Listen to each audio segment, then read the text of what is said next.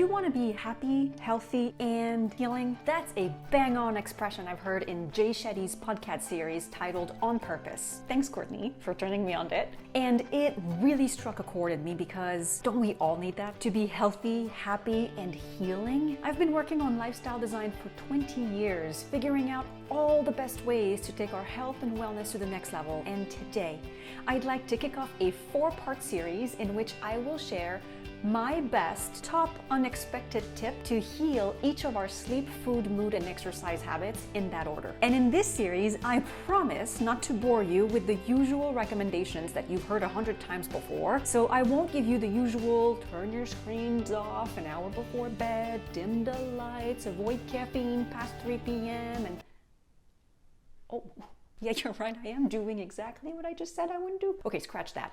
No. In today's video, I'd like to take on one of the big kahunas of unwellness, excess cortisol.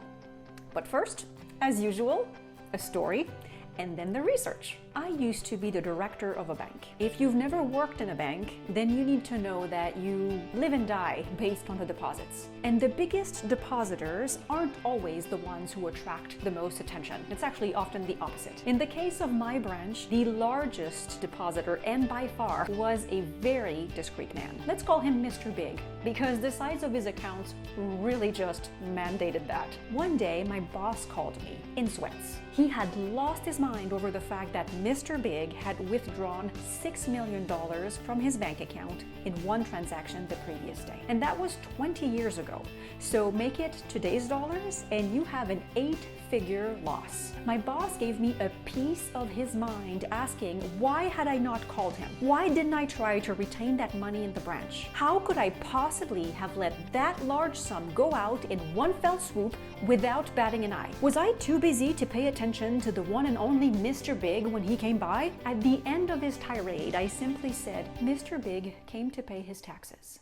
Then there was silence on the line as my boss realized that as much as I would have loved to put on my superhero suit to go into the IRS and abolish taxes for everyone, that was just above my pay grade. And then there was an apology and an admission of high stress in my boss's life. And that's exactly what excess cortisol does for us. It makes us more anxious, more irritable, and edgy than we would otherwise be. It makes us more prone to reacting without quite enough thinking. And to top it all off, yes, it causes insomnia. We all have these peaks of greater stress or higher demands. We sleep a little less to try and figure things out and try and find solutions or get more things done. And since we're tired the next day, our bodies produce a little bit more cortisol to keep us awake. But when that extra supply runs out, we need a little pick-me-up, so we go for more coffee. And then at night, wanting to relax, we open up a bottle of beer or wine. And caffeine and alcohol, they also raise cortisol. So now, because of that extra cortisol, we have trouble falling asleep, which makes us more tired the next day and then the next. Repeat that cycle long enough and you may get higher blood sugar levels, higher blood pressure,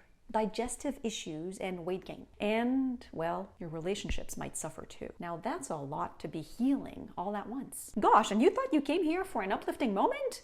Enough of all the bad stuff. Let's get back on track. Here's the good news. Healing from excess cortisol can be as simple as increasing it. It can be done through moderate exercise, connecting with loved ones, laughing, and meditation. But there's one other tip I really want to dive in a bit more today because it is one we rarely talk about as it relates to sleep, and that is spending time outdoors. A group of researchers asked participants to spend 10 minutes in an outdoor space where they could enjoy and interact with nature 3 days a week for 8 weeks. Participants went to their yards, public parks, and nature trails, which reliably reduced their cortisol levels, and if cortisol leads to insomnia, then less cortisol leads to better sleep. Enjoying beautiful daylight directly into our eyes also helps reset our circadian rhythm, so it works better for us. And to complete the trifecta of why going outside helps us sleep better, fresh air can help raise oxygen levels in our brain,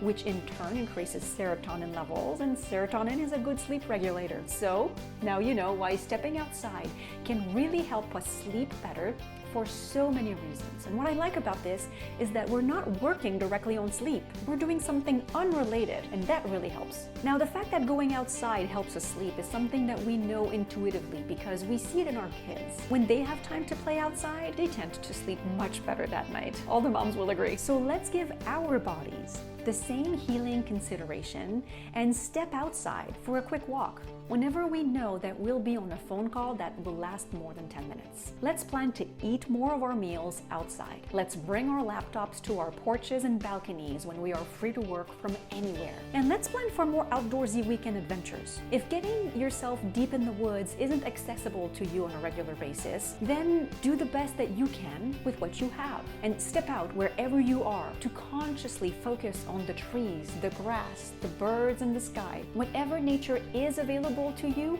make sure to see it. The resulting reduction in cortisol may not be quite the same, but it will still pay dividends. Friends, guitarist Jerry Cantrell said, part of the healing process is sharing with other people who care. So please, share in the comments below. What is your best, most unexpected way to improve your sleep? We are a community of health and wellness enthusiasts, so I'm sure that you have something of value to contribute, and thanks in advance. Now remember, this is the first of a 4-part series in which I will share my most unexpected healing tip for each of our sleep, food, mood, and exercise habits. So make sure to subscribe so you don't miss out on any of the episodes. Now, if sleep is your biggest problem, if it is very difficult for you, then maybe you need to start your healing journey elsewhere. Check out this video for details on that.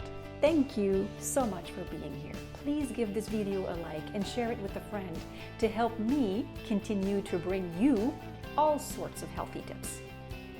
I love you guys.